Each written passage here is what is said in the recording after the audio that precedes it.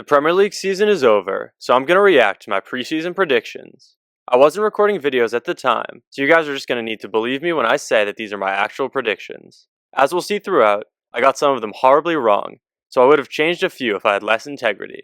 We've got a lot to talk about though, so let's get started. Unfortunately for Sheffield United fans, we have to begin with the bottom of the table. I predicted Sheffield United to finish 18th, but they actually came rock bottom after a truly dismal season. I thought they would do better to replace their departed loan players and Marseille-bound Iliman Ndiaye, which is why I had them 2 places above bottom, but they were always fighting a losing battle. Signings like Gustavo Hamer and Vinny Souza were solid, and Ben Brereton Diaz and Cameron Archer have ability, but it seemed like they never had a chance at staying up. Rehiring Chris Wilder is as much an admission of defeat as I've seen in recent years, and they could very well struggle in the championship next season without some considerable investment. I'm glad I said they would be relegated, but not having them in the bottom 2 makes this just a decent prediction. Burnley came 19th, and I have to admit, I got caught up in the hype. I predicted them as high as 15th, and I think I even had them higher at one point in my thinking. As it turned out, that was a pretty terrible prediction. Kompany's style did not translate well to the Premier League without the talent necessary to execute his vision. They had James Trafford flapping all over the place, a litany of young strikers unable to score, a see-through midfield, and an inexperienced defense.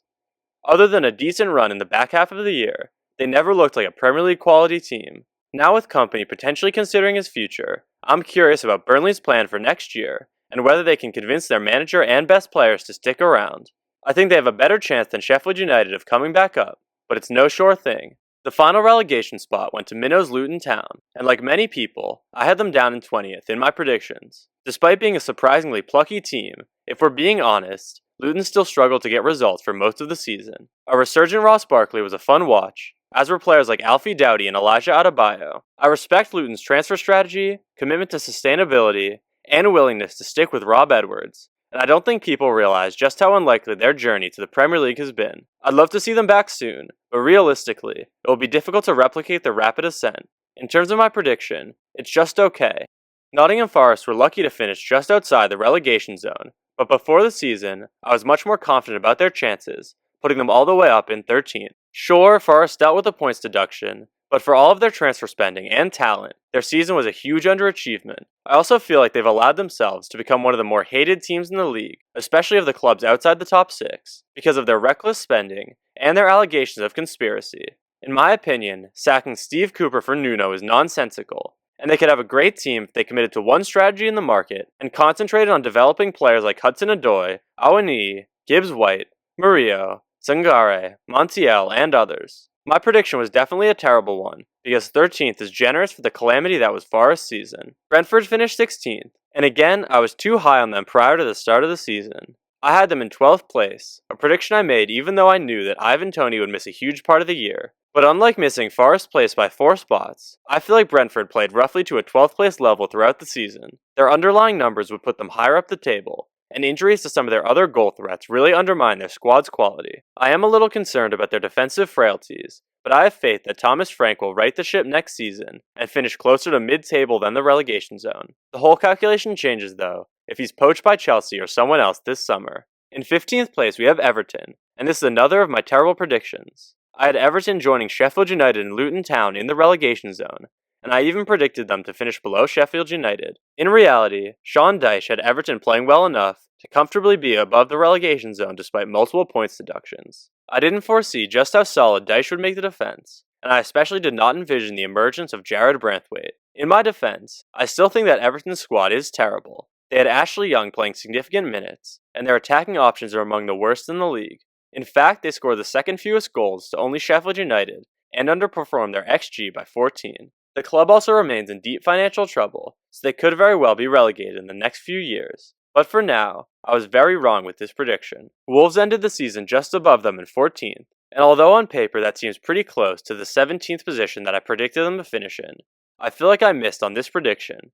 At the beginning of the season, everyone was very down on Wolves' chances. I even remember considering them among potential relegation candidates, and thought that in a year with more talented promoted teams, they would struggle heavily to stay up. Well, Gary O'Neill has turned a disastrous project into a competent one, with players like Totti Gomez, Ryan Aït-Nouri, Hwang Hee-chan, Mateus Cunha, and João Gomez emerging alongside established Premier League veterans. Wolves also suffered from some bad refereeing decisions throughout the year, which might have pushed them up the table slightly as well. I'd still be concerned if I was a Wolves fan about the future, because of the lack of investment, but at least you have a solid manager in charge who should be able to keep you afloat.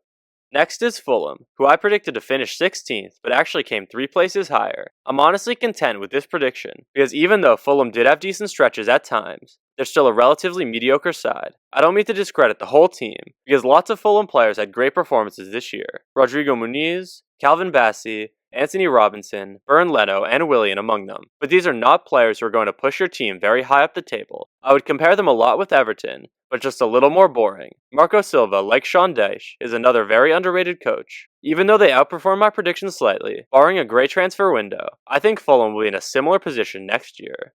Bournemouth finished 12th, and I feel like I nailed this one by putting them in 11th. Along with Burnley, they were a hipster's pick last summer to have a solid season, but there were plenty of doubters as well. I was very nervous after they lost their first 7 to start the season, but in reality, Andoni Iraola got his system in place pretty quickly.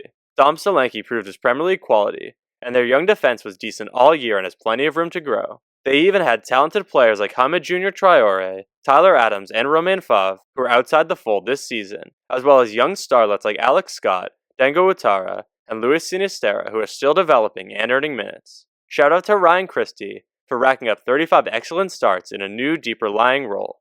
Brighton finished down in 11th, a regression from their historic 6th place finish last year. I did predict them to fall down the table slightly to 8th, but I didn't imagine they would struggle so much this year, especially after they were pretty electric under Roberto De Zerbi. For the first time in a while, their recruitment wasn't as effective, and we saw a slight lack of depth when important players like Enciso, Mitoma, March, and Estupinian were injured at points. Evan Ferguson also didn't take the step forward that we all hoped he would, but he's still a teenager. More concerning, though, were their defensive frailties, as well as De Zerbi's difficulties working with Brighton's higher-ups, which have now resulted in him leaving the club. Brighton fans should be encouraged by the performances of Van Heck, Adingra, Gilmore, and João Pedro, among others. Brighton will be just fine. Crystal Palace snuck into the top half on the back of their incredible form under Oli Glasner. I predicted them in their customary 14th place, which is roughly where I think they would have finished had they stuck with Hodgson. Clearly moving on was the right move, so I applaud them for taking the chance and clearly having a plan in place. Even with the new manager bounce, what really sets them apart from most of the other teams in the bottom half is that they have real Champions League level talent. Eze, Elise, Wharton, Anderson, even Gehi and Henderson could all turn out for teams competing year after year in Europe. Despite all this, I'm still somewhat hesitant to be overly excited about this team, both because late season form isn't always the best predictor of future success, and because Palace have historically sold their best talent. If they lose Elise and Anderson, for instance, it will be immensely difficult to sustainably remain in the top half. They'll need to model themselves after the likes of Villa, Brighton, and West Ham, and be prepared to effectively spend the money made from big sales like those teams did with Grealish, Caicedo, and Rice. West Ham finished 9th, which makes my prediction of 10th look pretty good. I remember this being one of my easier predictions, as I was very confident about David Moyes' ability to get solid results out of this side, and believed that their summer recruitment was excellent. As it turns out, their form actually did tail off significantly in the second half of the year, but as I thought, their summer recruitment proved strong. Kudus, Alvarez, and Ward-Prowse with the Declan Rice money is about as good as it was going to get. Kudus in particular has world-class ability. I'd like to see them invest more into the defense, because it was pretty porous this year, and is still somewhat incoherent. Moyes is departing after doing an amazing job in his second stint in charge, but under Lopetegui, I think West Ham fans should expect nothing less than top half finishes.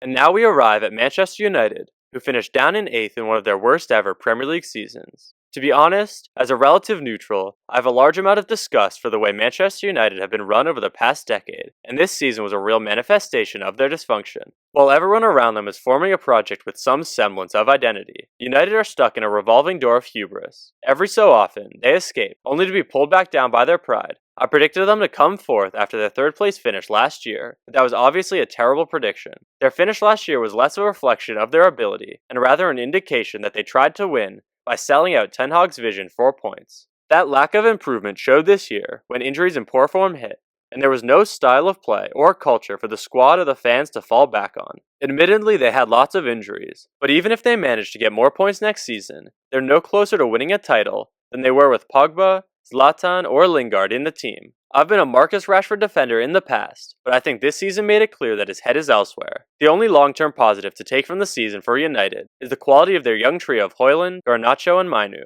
Moving to Newcastle in 7th, and finally, I have a correct prediction. I'm pretty proud of this one too, because I saw many people tipping them to challenge again for the Champions League, but I figured they would struggle a bit after being ahead of schedule last year. I couldn't have predicted how injury ravaged they would be though, and fully healthy, I do think they would have snuck into 6th.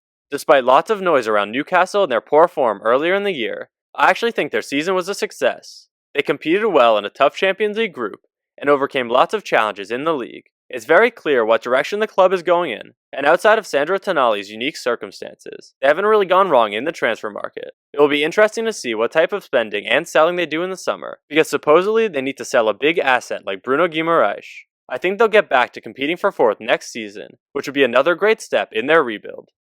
Chelsea managed to squeak out 6th after some great form at the back end of the year, and I'm very glad they did, because that brought them closer to my prediction of 5th. Still, I was way too optimistic about how quickly Chelsea's squad would come together after being hastily reassembled over the past few windows. That said, I think they're a top 4 competitor with all of their best players healthy and more experienced. Reece James, Ben Chilwell, Levi Colwill, and Christopher Nkunku all make the team better, and the likes of Caicedo, Palmer, Gusto, Badiashile, Mudryk, Madueke, Fernandez, and more should get better with time. I hope they don't blow everything up in the summer, but I'm not confident they'll be patient, especially with Pochettino already out the door as manager. Chelsea are their own worst enemies at this point, and their late season form will either give way to a Champions League charge next season, or be another false dawn for the Blues. Tottenham finished 5th, and I owe a pretty significant apology to Ange Postecoglou and Tottenham's recruitment team for predicting them to finish 9th.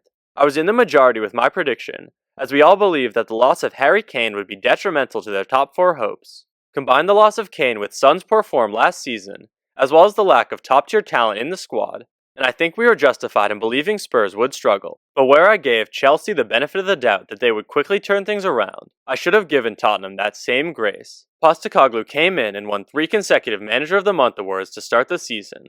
New additions Madison, Van de Ven, Udogie, and Vicario came in firing immediately, while players like Son, Porro, Basuma, Sarr, and Romero rediscovered form. Yes, they trailed off at the end of the season, but don't be fooled. Tottenham is a very good team, with a clear identity. They will only improve with time, and with the right investments, they could be on the slow but sure path to title challengers, taken by Klopp's Liverpool and Arteta's Arsenal.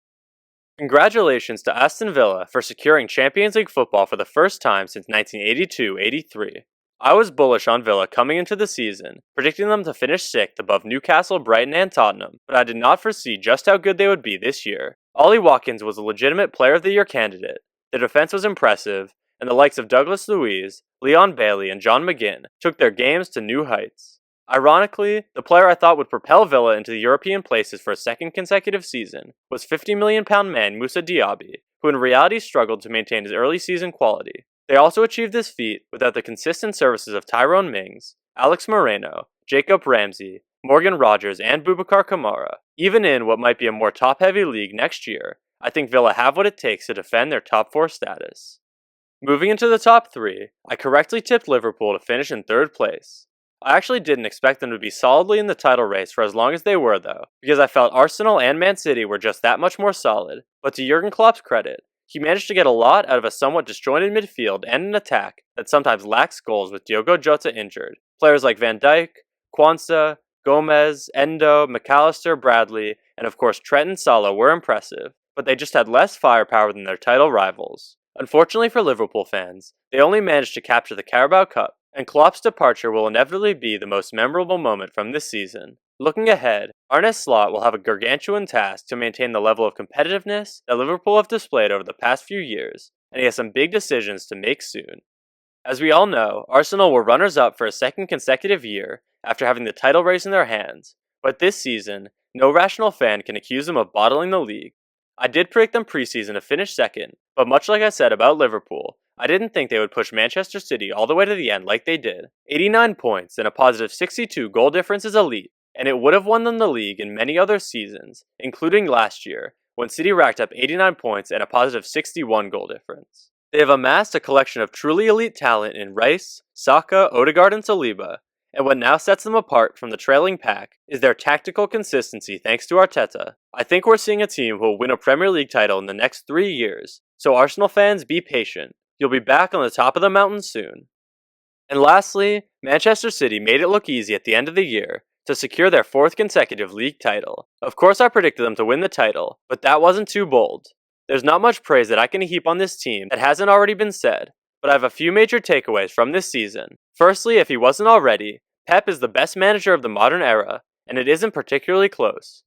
The football his teams play is just so ruthless and clinical, and nobody else does it quite like him. Second, Phil Foden is finally the guy that armchair pundits were waiting for him to be. He can play on both wings, as a false nine and in the hole, and more importantly, he can be the best player on the best team in the world. Third, I've seen a lot of discrediting City because of the financial charges that remain as a cloud over their organization. I understand that people are angry, and this frustration is understandable. But what I don't get is why people can't seem to acknowledge that, purely based on on-field performance, this team is the best we've ever seen. City have the best manager, they identify the best players, and they have a clear strategy. Finally, the one sliver of hope I have to offer rival fans is that when I watched City this year, I thought they had taken a slight step back. Everyone, myself included, is hoping that they won't be able to replace the likes of KDB and Kyle Walker, and that they lose someone like Bernardo Silva in the summer. We're all bandwagon Arsenal fans next season. Well, except for the Spurs faithful. That's all for the video. Thanks for watching, comment with your best and worst predictions from the season, and let me know whether you think anyone can challenge Man City next year. Leave a like, subscribe, and peace.